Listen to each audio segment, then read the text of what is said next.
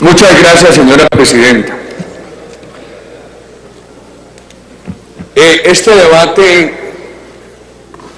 es un debate bien importante y ha tenido actores sumamente constructivos.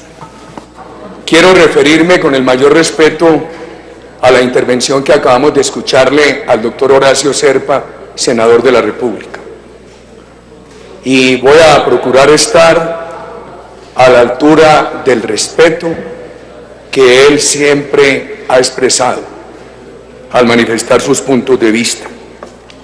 La sustitución de la Constitución.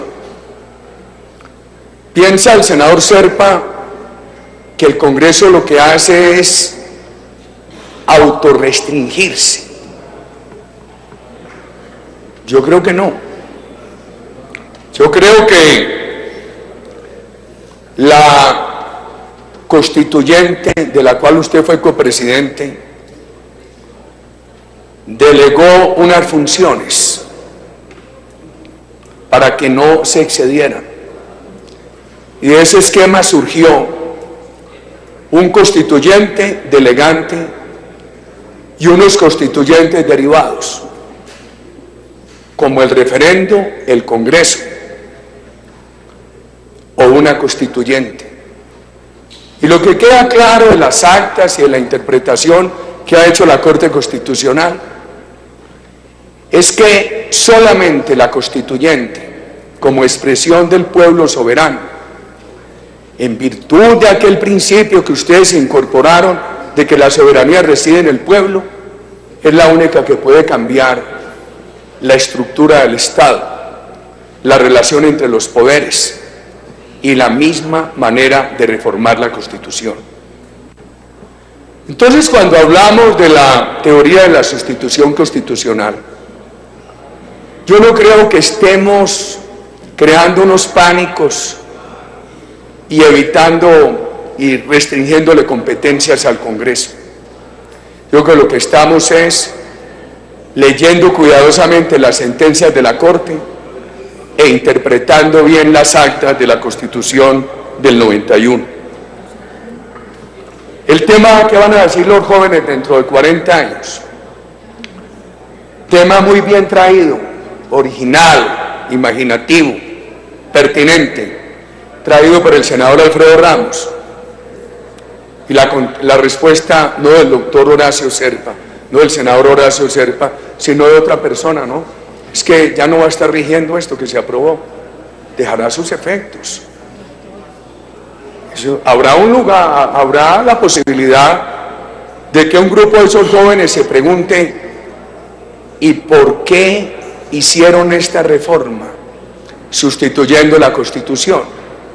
Y dieron estas facultades ilimitadas y le frustraron al pueblo colombiano el discernimiento, simplemente para atender la exigencia del mayor cartel de cocaína del mundo,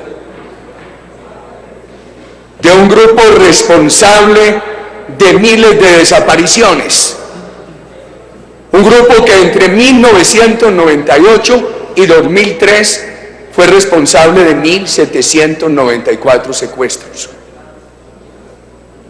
Y un joven acucioso de la historia podrá decir, ¿y por qué si mi patria tenía una democracia respetable, aquel Congreso y aquel gobierno la trataron para beneficiar a la FARC, como que la FARC hubiera tenido en una dictadura que no existió en mi patria la justificación de todas sus atrocidades? Yo creo que esto hay que pensarlo, porque esto puede tener unos efectos temporales, pero puede tener un precedente para muchos años. Ya lo intuíamos hoy de uno de los aspirantes a la Corte Constitucional, cuando nos dicen que lo que falta con la FARC es lo que le quedó faltando a la Constitución del 91. Yo inmediatamente pensé, entonces esto hace el precedente para que después nos digan que lo que le faltó a esto es lo que faltó con el ELN, y después que lo que le faltó al ELN fue lo que faltó con las BACRI. Yo sí creo que hay que poner cuidado y mirar con mucho respeto el juicio que pueden tener los jóvenes que en unos años estudien estas reformas. Se refería al senador Horacio Serpa, a Pepe Mujica, a la señora presidenta del Brasil y a otros. Yo no creo que se pueda comparar los países. Mujica participa en una guerrilla para oponerse a la dictadura Bordaberry en el Uruguay. La presidenta Rousseff para oponerse a la larga dictadura de los militares del Brasil. La nuestra ha sido una democracia respetable. Aquel día cuando aquí escuchamos al magistrado Henao, yo sentí mucho dolor. Y hoy es uno de los inspiradores del gobierno, porque él presentó aquí un memorial de agravios contra nuestra democracia para justificarle toda la FARC, pero le faltó lo más importante al magistrado Henao. Le faltó reconocer que la democracia colombiana, sin someterse al terrorismo, ha sido capaz de corregir sus dificultades. Ustedes en la Constituyente no tuvieron que someterse al terrorismo para crear los mecanismos de participación, ni para crear la acción de tutela. No tuvieron que someterse al terrorismo para incorporar la elección popular de gobernadores, que recién se había incorporado por proyecto de Álvaro Gómez Hurtado, hoy en buena hora recordado aquí por el senador Gerley, que se había incorporado pocos años antes. Yo siento mucha tristeza que esta democracia nuestra la estemos comparando permanentemente con dictaduras para justificar esta claudicación ante la FARC. Pero mientras hay estas reflexiones respetuosas del doctor Horacio Serpa, a mí me preocupa que el senador Barrera aprendió de lo bueno de mi gobierno para hacerse elegir en el 2010 y ahora invoca lo malo para justificar estas atrocidades. No le contestan aquí las preguntas de los senadores. La pregunta que hizo el senador Macías: ¿qué piensa el gobierno del artículo del senador Navarro? No contestan esas preguntas. Sin embargo, civilinamente van pasando, consiguen las votaciones, aprueban todo y después con cinismo dice: les viene su merecido. Y entonces sale con el sofisma. La verdad sobre el referendo de 2003, primero fue anunciado en una larga campaña presidencial. Segundo, fue presentado el 7 de agosto de 2002, discutido largamente en este Congreso, que le introdujo muchas modificaciones, un largo debate nacional, punto por punto. Recuerdo esos programas de televisión de los maestros oponiéndose a la congelación de los salarios, etcétera, etcétera. Tercero, nunca se pretendió alterar la ley estatutaria que le prohibió a ese referéndum que coincidiera con otro certamen electoral. Lo que hizo este gobierno, cuando este gobierno propuso el referéndum, tramitó una ley aquí para que pudiera coincidir con otro certamen electoral, afectando totalmente el espíritu del constituyente del año 1991, que cometió ese referendo de dar la posibilidad, que en su texto original, de que los ciudadanos marcaran punto por punto o en bloque. Sí, un error, pero no es como lo leyó el senador Barrera. Habían las dos opciones. Y veo unos jovencitos asesores de este gobierno, muchos de los cuales fueron asesores del gobierno mío, hoy buscando los errores que ellos ayudaron a concebir y que también tuvimos en buena hora que enmendar, para justificarle atropellos a este gobierno. Toda la gracia que tienen cuando yo digo algo aquí es correr a buscar qué fue lo que propuse yo en esa materia, y leen mal, porque el artículo como estaba en el texto original permitía que se votara en bloque o artículo por artículo, y quedó mal. Yo habría preferido, y hoy lo reconozco ante los colombianos, yo no estoy en estas alturas de la vida, estamos derrotados nosotros, pero no estamos desalentados, queridos ciudadanos.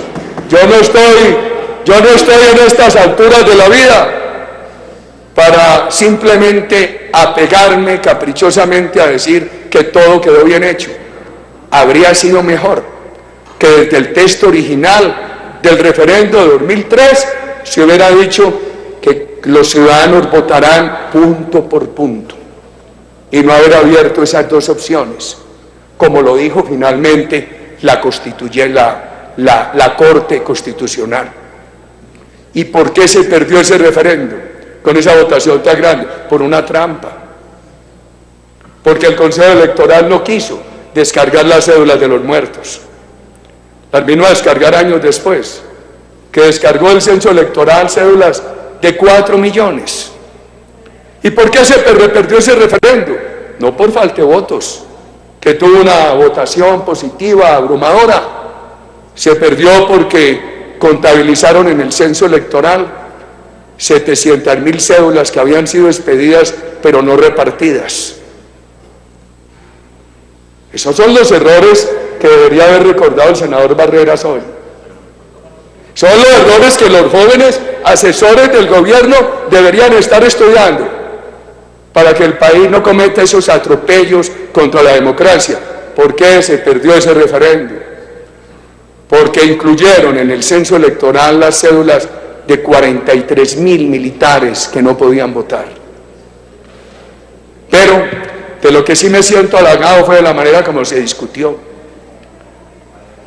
como respetamos el espíritu de la Constitución del 91, como se convocó a los colombianos en un día diferente a cualquiera que coincidiera con un certamen electoral. Y entonces lo que sí me da tristeza a mí es que se utilice el sofisma para justificarle al país un referendo, un plebiscito. Primero, yo se lo he oído muchas veces hablando que decirle a nuestra bancada, si la referendación es un referendo con los requisitos de la Constitución del 91, con el umbral, con la separación punto por punto, eso está bien.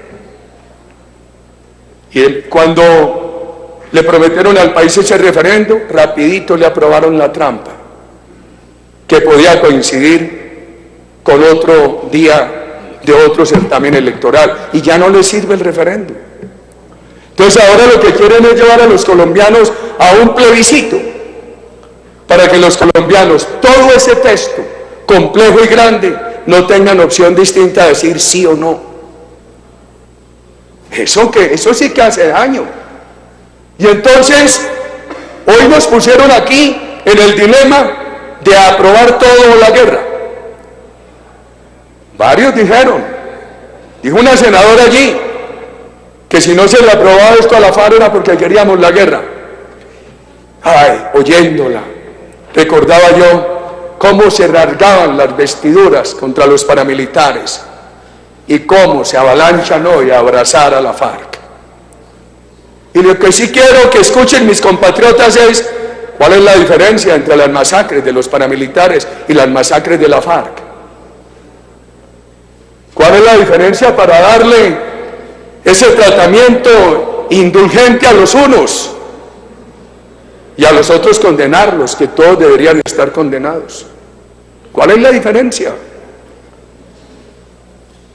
A mí me parece bien delicado las facultades omnímodas al presidente en materia de asuntos que puedan ser objeto de ley ordinaria. Él lo sustituye delicado este procedimiento abreviado para reformar la Constitución, que se lo arroga un Congreso no competente para ello. A mí sí me parece delicado que la referendación que se está anunciando sea un plebiscito y que lo que diga no, es que ganamos. Yo se los digo hoy desde una situación de minoría. Le van a negar al pueblo colombiano el derecho a decir cómo le gusta la paz. Entonces, porque ganaron, porque las bancadas aquí presentes constituyen una mayoría, el pueblo colombiano no tiene derecho a decir me gusta la paz pero no apruebo la impunidad, y obligan al pueblo colombiano en aras de la paz a tenerle que decir sí a todo en un plebiscito propio de las dictaduras. Pero no hay más camino que dejar esto aquí como constancia y seguir apelando al pueblo colombiano. Por lo pronto, en minoría sí, pero queridos amigos del Centro Democrático, sin desaliento. A usted, doctor Serpa, mi respeto.